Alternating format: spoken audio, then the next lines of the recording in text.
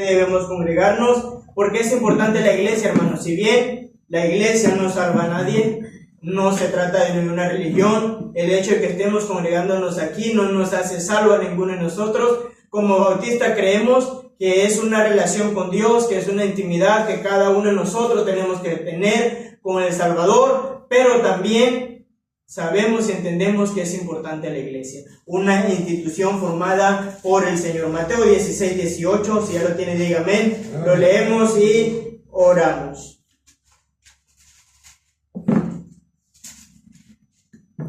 Dice la Biblia así: y yo también te digo que tú eres Pedro, y sobre esta roca edificaré mi iglesia, y la puerta del Hades no prevalecerán contra ella.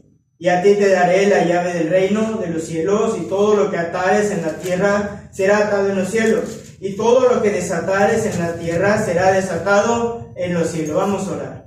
Bendito Dios y Padre Celestial, gracias porque tú eres bueno, gracias porque para siempre es tu misericordia. Gracias, mi Señor, porque en ti podemos confiar. Te ruego, Padre, tú hables a cada uno de nosotros, nos ayudes a entender por qué es importante congregarnos, mi Señor, por qué es importante estar aquí en tu casa. Te rogamos esto, Padre, en el nombre de Cristo Jesús. Amén. Y amén. Puede tomar su lugar cada uno de ustedes.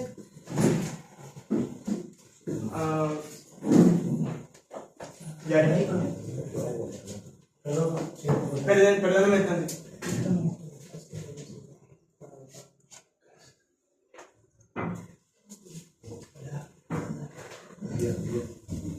Hablábamos la semana pasada y lo vamos a ver ahorita. ¿Por qué es importante la iglesia? Y lo primero que vimos es que no es la iglesia. ¿Alguien se acuerda que no es la iglesia? Porque ahorita dice, es que la iglesia somos todos. ¿Sí?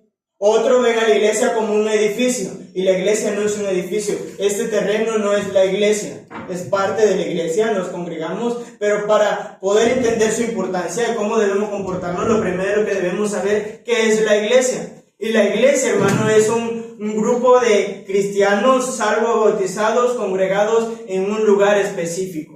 La palabra iglesia viene del griego eclesia, o también se le puede decir asamblea, donde había una congregación de personas. En nuestro caso la iglesia es personas congregadas, salvas y bautizadas. Esto es importante tenerlo en cuenta. Cuando empezó la iglesia, vimos la semana pasada también, vemos al Señor Jesucristo estableciendo la iglesia ahí en Pedro. Y no es que le dio la autoridad de Pedro, no somos pedristas, ¿verdad? No es como otros que dicen que la iglesia está fundada en Pedro, sino que dice, y yo te digo que tú eres Pedro, una pequeña roca, y sobre esta roca, es decir, sobre él mismo, el Señor Jesucristo estaba fundando su iglesia. Y ahorita voy rápido porque lo vimos la semana pasada, lo vamos a hacer el resumen. ¿Cuál es la función de la iglesia? Tenemos que la iglesia, hermano, tiene propósitos. Vaya a Hechos 2, 41 al 47. Hechos 2, ¿sí me están escuchando todos, verdad? Sí, la idea es que todos salgamos escuchando y aprendiendo un poco de la palabra de Dios o recordando. Dice Hechos 2, 41, dígame amén cuando lo tienen. Dice, así que los que recibieron su palabra fueron bautizados y se añadieron aquel día como 3,000 personas y perseveraban en la doctrina de los apóstoles, en la comunión unos con otros, en el partimiento del pan y en las oraciones. Y sobrevino temor a toda persona y muchas maravillas y señales eran hechas por los apóstoles. Todos los que habían creído estaban juntos y tenían en común todas las cosas. Y vendían sus propiedades y sus bienes y los repartían a todos según la necesidad de cada uno. Y perseverando unánimes cada día en el templo y partiendo el pan en las casas, comían juntos con alegría y sencillez de corazón. Dice el 47, alabando a Dios y teniendo favor con todo el pueblo. Y el Señor añadía cada día a la iglesia los que habían de ser salvos. Hermano, entonces aquí debemos o encontramos los propósitos de Dios en la iglesia. Y hay gente que dice, es que Dios está en todo lugar, yo puedo leer la Biblia en mi casa, sí. Es que yo puedo orar en mi casa, sí. Hay cosas que no puede hacer en la casa, ahorita lo vamos a ver. Pero Dios estableció un lugar específico donde nosotros debamos o podamos dar honra y gloria a su nombre. ¿Sí me escuchó? Y hay cosas que son específicas de la iglesia que no podemos hacer en la casa, aunque Dios está en todo lugar. Pero es importante esta iglesia, es importante que nos congreguemos y no dejemos de congregarnos. ¿Por qué razón? Una de las razones, hermano, es que la iglesia está encargada de enseñar la palabra de Dios. Hermano, yo creo que Dios habla y debemos leer la Biblia en la casa, pero cuando venimos a la iglesia, Dios habla de una manera especial a través de sus siervos. Usted no sabe la bendición que usted se pierde cuando falta un culto. Es más, le voy a decir algo. Yo creo que Dios habla todos los cultos a nosotros. Él sabe lo que necesitamos. Y cuando vamos a la iglesia es como, no sé si a usted le ha pasado, aún a mí cuando a veces estoy escuchando, es como si el pastor o el que estuviera predicando me diera directamente a mí lo que yo necesito. ¿Sabe por qué no es por el pastor? Es por Dios. Literal, Dios usa este lugar para que podamos aprender aún más profundamente de Él y para Él hablarnos a nosotros. Aquí yo creo que está la presencia de Dios. Por eso es importante estar aquí en este lugar. Otro propósito de la iglesia es promover el compañerismo entre creyentes. Y vimos ahí que había un compañerismo entre los apóstoles, que de hecho dice la Biblia que tenían todas las cosas en común. Ahora, usted no puede tener compañerismo con creyentes en su casa.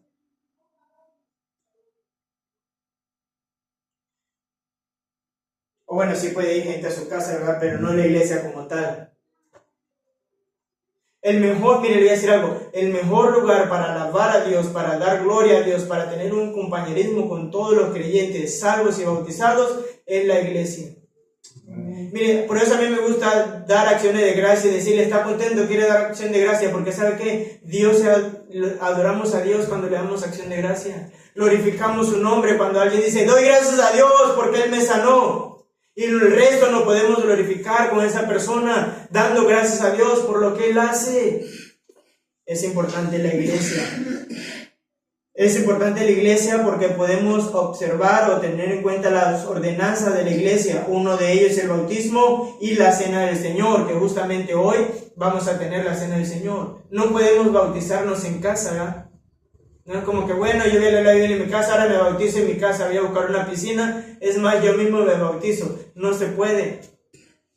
Tenemos que congregarnos. La iglesia es importante porque es un lugar donde debe mostrarse, donde debe haber oración. Dice la Biblia que los apóstoles estaban reunidos orando. Hermano, este debe ser un lugar de oración. De hecho, hermano, yo oro en cualquier lugar. Pero ¿sabe dónde me gusta orar? Aquí en la casa del Señor. Un lugar específico donde Él nos ha dejado para como hermanos. Pues de hecho deberíamos estar orando unos por otros. Y qué bueno que hay tiempo de oración. La iglesia tiene tiempo de oración donde como iglesia podemos ver el poder de Dios a través de lo que nosotros oramos a Él. En la iglesia, hermano, y voy rápido porque ahorita vamos a llegar donde quedamos, pero en la iglesia, otro propósito de la iglesia es poder mostrar el amor mutuo entre los creyentes. Y yo creo que una de las maneras en que Dios nos consuela a nosotros es el consuelo que nosotros mismos nos podemos dar.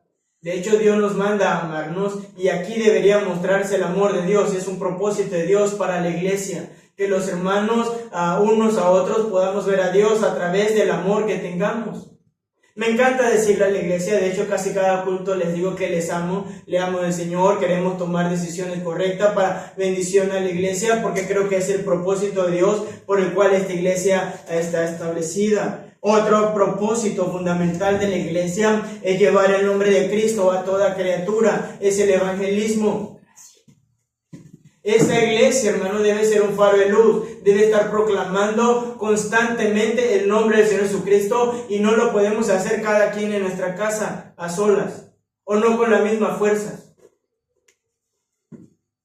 Y qué bueno que esta iglesia tiene un tiempo, la verdad ya fue buen tiempo, los hermanos salieron a evangelizar, nosotros salimos a evangelizar y creo, si no me equivoco, una señorita salva, una adolescente salva y gloria a Dios.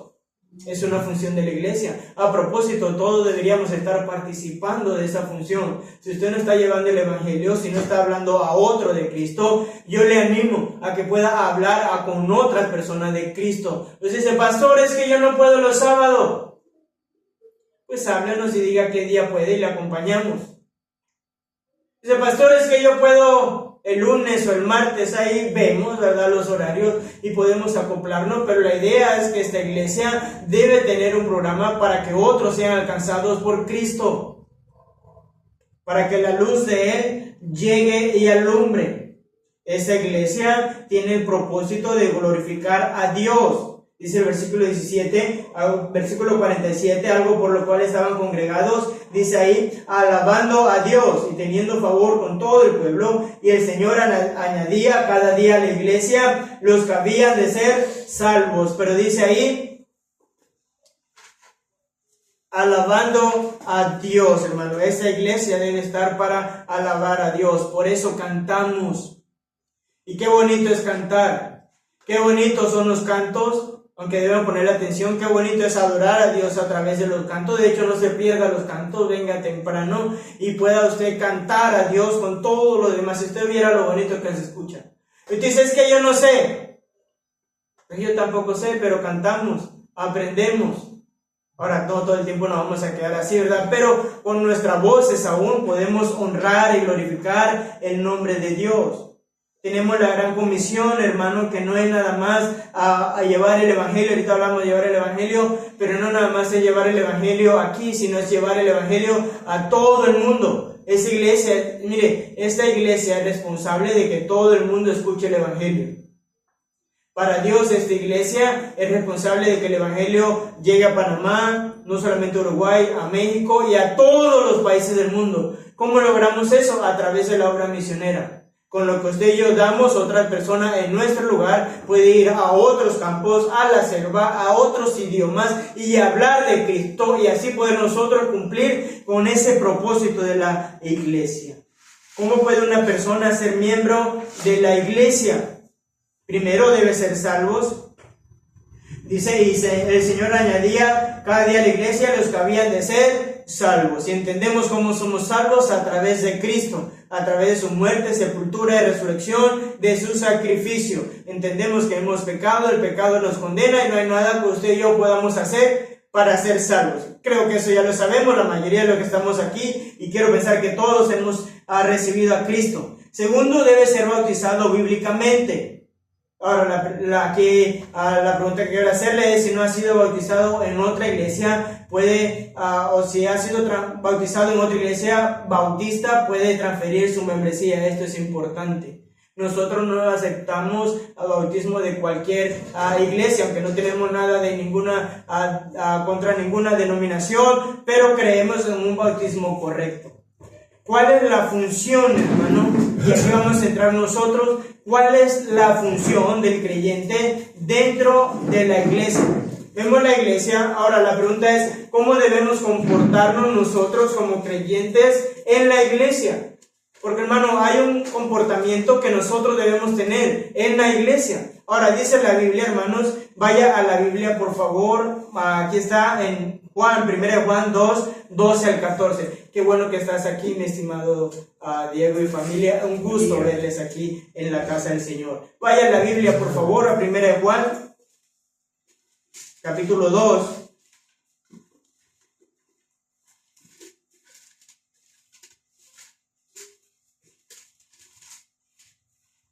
Díganme amén cuando lo tienen. Bien.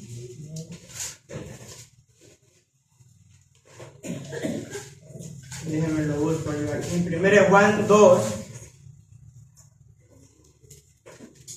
dice la palabra de Dios: os escribo a vosotros, hijitos, porque vuestros pecados os han sido perdonados por su nombre. Os escribo a vosotros, padres, porque conocéis al que es desde el principio. Os escribo a vosotros, jóvenes, porque habéis vencido al maligno.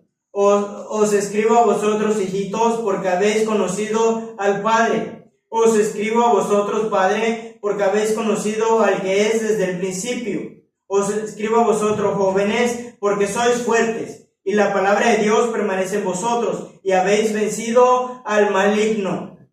Dice el versículo 15, no améis al mundo ni las cosas que están, déjeme checar aquí, dice, no améis al mundo ni las cosas que están en el mundo. Si alguno ama al mundo, el amor del Padre no está en él. Porque todo lo que hay en el mundo, los deseos de la carne, los deseos de los ojos, la vanagloria de la vida, no proviene del Padre, sino del mundo. Y el mundo pasa y sus deseos, pero el que hace la voluntad de Dios permanece para siempre. Hermano, tenemos que crecer espiritualmente. Hay 3 etapas por las cuales pasa un creyente en su crecimiento espiritual. En primer lugar, tenemos la etapa de observación y aprendizaje. El versículo 12 y 13 habla a los hijitos.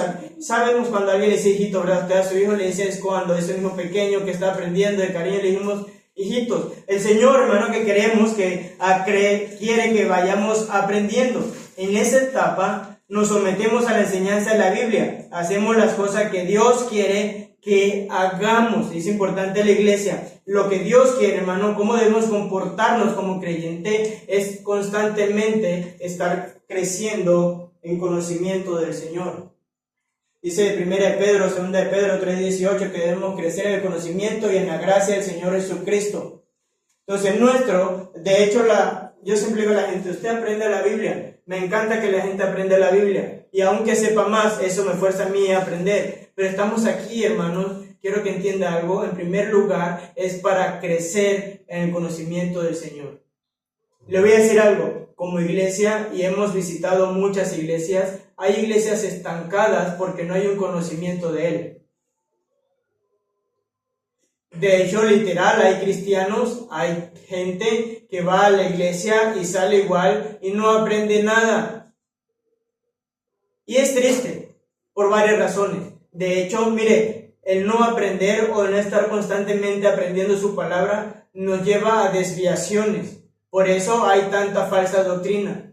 Por eso hay gente engañada. Por eso, mire, el problema no es que se levante una persona con un discurso que no es bíblico, que Dios no quiere, y los hay. El problema no es que alguien se levante a engañar como gente que, por ejemplo, aunque yo creo en la prosperidad, no creo como otros lo dicen, de que tiene que darle todo y le quitan el dinero a la gente. El problema no es ese. El problema es que hay personas que no saben nada de Dios y que no están constantemente creciendo en el Señor. De hecho, le voy a decir algo, esta iglesia va a estar estancada hasta el punto en que cada uno de nosotros constantemente estemos aprendiendo de Él. Y la manera de aprender de Él es leyendo su palabra. De hecho, yo le animo a poder leer la palabra de Dios cada día para que podamos aprender de Él. De hecho, hermano, algo que tenemos que entender es que hay cosas que a Dios le agrada y hay cosas que a Dios no le agrada. Dios tiene gusto, no sé si usted sepa. Y no podemos agradar a Dios con nuestros gustos, sino con lo que le gusta a Él. De hecho, hay gente que quiere agradar a Dios con lo que Él quiere. Y no funciona así. Es con lo que Él le agrada. Es como cuando nos regalan cosas. Hay gente que regala y regala lo que ellos quieren. Y la verdad, como recibimos un regalo que a veces ni se nota que fue hecho para nosotros. Que a la persona le gustó, a la persona lo quiso, pero a nosotros como que... Pero cuando alguien se preocupa y piensa y ve y trae un regalo, que aunque no sea caro y no sea lo demás, pero es algo que a usted le interesa, cómo se siente. De hecho, ni siquiera es el regalo, es el hecho de que usted sabe que esa persona al menos pensó en usted. Y sabe, con Dios pasa igual. Hay muchas cosas que hacemos dentro y fuera de la iglesia que nosotros pensamos que agrada a Dios y la verdad es que no agrada a Dios. Que Dios dice ni siquiera eso me gusta. De hecho, tenemos ejemplos en la Biblia. Siempre me encanta decir, en el tiempo de Jeremías o Isaías, la Biblia dice que Dios le dijo al pueblo que estaba ofreciendo sacrificio que dejaran de hacerlo, que lo que ellos estaban haciendo era abominación a Él. Usted se imagina el pueblo ahí con su sacrificio, llevando sus animales y todo el ritual que ellos le habían mandado, gozoso, estamos alabando a Dios, y Dios diga, no, ¿sabes qué? Eso que están haciendo no me alaban a mí. Quién sabe a quién alaba, pero a mí no. Es más, yo los abomino. Si leemos la Biblia, no me acuerdo con quién estaba hablando, Pero si leemos la Biblia nos vamos a dar cuenta que la Biblia es un manual para todo. La Biblia nos enseña a vivir como matrimonio. La Biblia claro que batallamos. La Biblia nos enseña a vivir como padres. La Biblia nos enseña a vivir como hijos. La Biblia nos enseña a vivir como creyentes. La Biblia nos enseña a cómo tener sabiduría. De hecho, si a usted le falta sabiduría, lo piensa, puede orar y puede ir a la palabra de Dios, leer Proverbios. La Biblia nos enseña a vivir como personas, como sociedad. La Biblia nos enseña a vivir o a cómo manejar correctamente el dinero, a cómo ser bendecidos a través del dinero. La Biblia nos enseña la bendición de Dios, la Biblia nos enseña la promesa de Dios. Todo está en la Biblia, hermano, y tenemos que estar aprendiendo de la palabra de Dios. Tenemos otra etapa que es de los jóvenes. En esta etapa empezamos a servir a Dios, a experimentar batallas en las cuales venceremos con la Biblia. Ahí está en 1 Juan 12 al 14, lo acabamos de leer. La primera etapa, hermano, es la de un crecimiento, nosotros. Pero llega una etapa, hermano, donde ya no es solamente leer la palabra de Dios. ¿Sí? No, mire, de hecho, no debemos conformarnos con nada más leer la Biblia. Es una etapa y tenemos que hacerla. Pero tenemos que crecer al punto tal que luego el siguiente paso sea servir a Dios. Y la verdad, ¿cómo batallamos en la iglesia para servir a Dios? Y déjeme ser enfático, yo siempre digo servir a Dios porque no servimos a un hombre. Ahora, probablemente usted dice, sí, yo leo la Biblia todos los días. Y qué bueno usted lee la Biblia todos los días. Pero eso se debe ver reflejado en el servicio a Dios en la iglesia. Si no hay un servicio a Dios en la iglesia, hay algo que está pasando con su lectura bíblica. No hay un crecimiento. Es más, no sé cómo usted es su vida, ¿verdad? Esto no es personal ni nada. De hecho, yo sé por mí mismo lo que yo estoy pasando. Pero si usted no está sirviendo a Dios, le digo, hay algo que está pasando con su lectura bíblica, porque en la Biblia está plagada de lo que Dios quiere que nosotros hagamos si es que le sirvamos. Dios escogió a un pueblo, el pueblo de Israel, con el propósito fundamental y principal de que le sirvieran a Él. De hecho, si usted lee los primeros 5 libros de la Biblia, o los tercer, cuarto y quinto libro, va a encontrar a Dios dando ordenanzas, leyes, estatutos, mandamientos. Ahora, todas esas leyes que Dios da era para beneficio del pueblo, para beneficio de la sociedad, para que se entendiera que Él era Dios.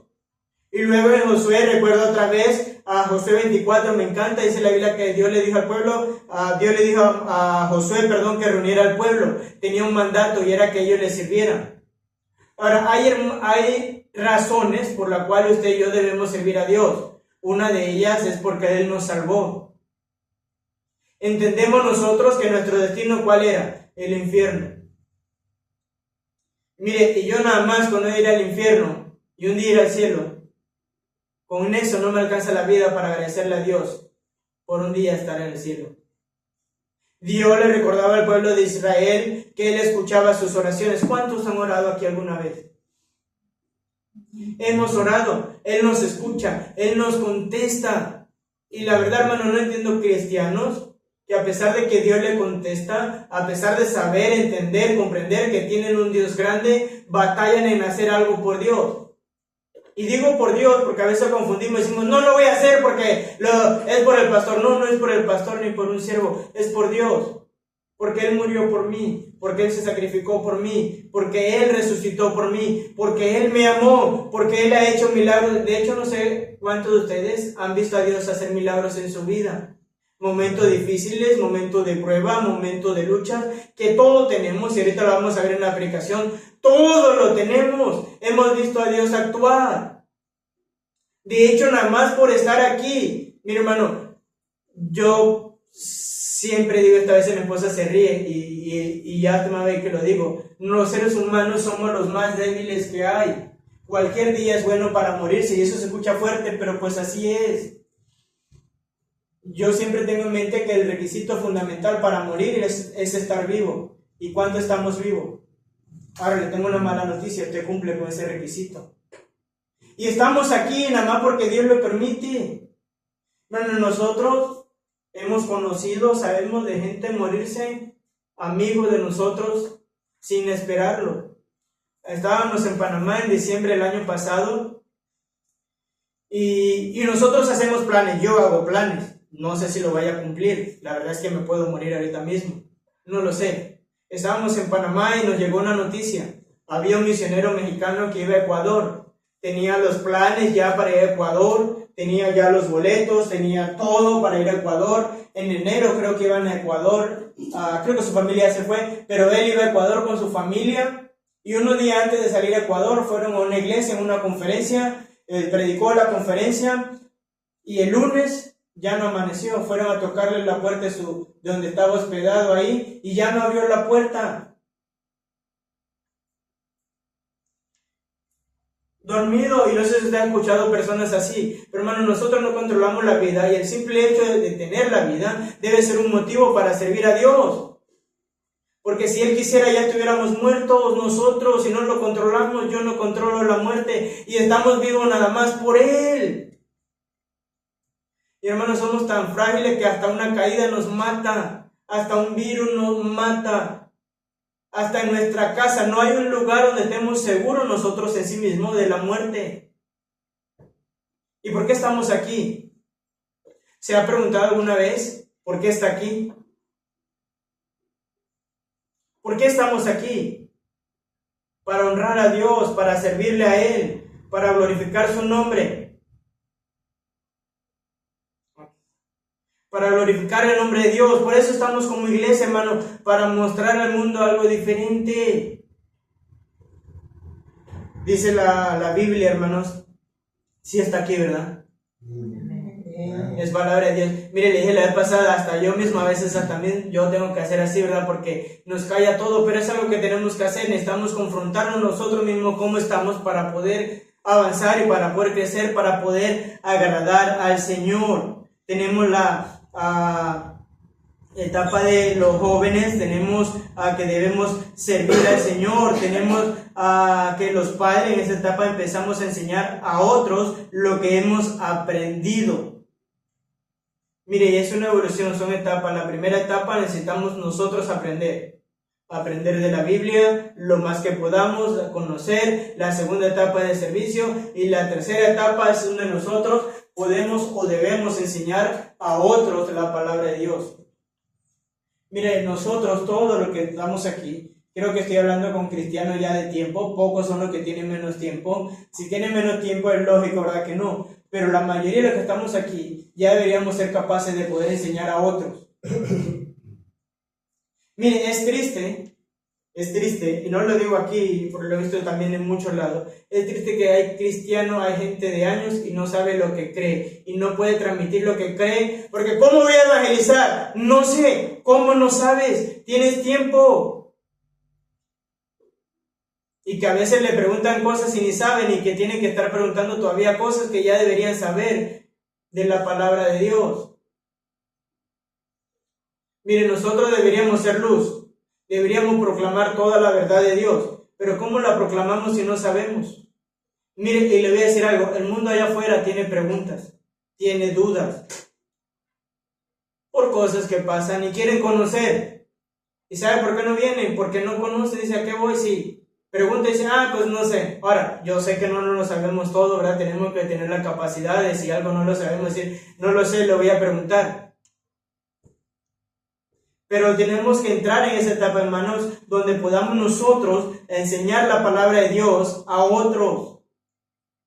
En la vida cristiana puede verse un ir y venir entre estas etapas. Si no estamos constantes en la palabra de Dios, obedeciendo lo que Él nos manda. Entonces, ¿cuál debe ser el comportamiento del cristiano? Un comportamiento de aprendizaje, un comportamiento de servicio y un comportamiento de poder enseñar a otros lo que hemos aprendido. No debemos de hecho ser egoístas. Mire, ¿sabe algo? Y ahorita ya vamos al último para terminar. Cuando nosotros conocemos la bendición de Dios, cuando nosotros vemos la promesa de Dios, la más grande es que Él nos lleva al cielo. Cuando nosotros entendemos cuánto de los que están aquí pueden decir y gozarse y decir, Él cambió mi vida. No estoy hablando de que nos va a llevar al cielo, hablando de que Él cambió su vida. Le puedo decir yo como persona que Él cambió mi vida y está cambiando mi vida. No estoy muerto, no estoy en la cárcel por él. Porque al rumbo que yo estaba tomando, para allá iba. De hecho, le voy a decir un poquito de Panamá. Panamá, si aquí está feo, Panamá hay droga. Droga por todos lados, hay un ambiente feo por todos lados. Cuando yo estaba más chico, lo que yo conocía era ese ambiente. O sea que para allá iba. Pero él me cambió. Ahora, si él le cambió a usted y no es capaz de transmitir eso y se goza, usted está siendo egoísta. Porque no está permitiendo usted que él pueda cambiar la vida de otras personas. No está permitiendo usted que él pueda cambiar matrimonios. Porque yo creo que él puede cambiar matrimonios. Yo creo que él puede cambiar familias. Yo creo que él puede cambiar una nación. Él puede. Y sabemos, entendemos, y no se lo tengo que decir yo, sabemos que entendemos que Uruguay no está bien. Y usted lo dice, yo lo sé, lo he visto en poco tiempo. Hay muchas cosas mal, que el único que la puede cambiar es Dios. Ahora, Dios lo va a hacer a través de nosotros, con nuestro buen ejemplo, con nuestro buen... A propósito, hermano, nada más quiero animarle a algo, y esto está un poquito fuera de la elección. Sea buen testimonio, viva agradando a Dios. Recuerde que representa a Dios y representa a esta iglesia. Y se lo digo porque la verdad a veces nosotros mismos somos estorbo para que otra persona pueda conocer a Dios, por lo que hacemos. Y déjeme decirle esto, la gente muchas veces lo que va a conocer de Dios, saber y entender de Dios, es lo que ve en usted, que dice venir a una iglesia, que dice congregarse, que dice ser cristiano, es lo que va a ver. Y si ve a usted como ellos, va a decir, no, pues yo para qué. Tenemos, hermano, que mostrar a ese Dios. La pregunta es, ¿eres miembro de la iglesia que te alimenta? Si no, ¿por qué no? Si eres miembro, asiste como debes asistir. Y luego dice, asistamos a la iglesia. Dice Hebreos 10:25, póngase de pie, por favor, vamos a orar. Yo lo voy a leer, dice la palabra de Dios así, Hebreos 10:25.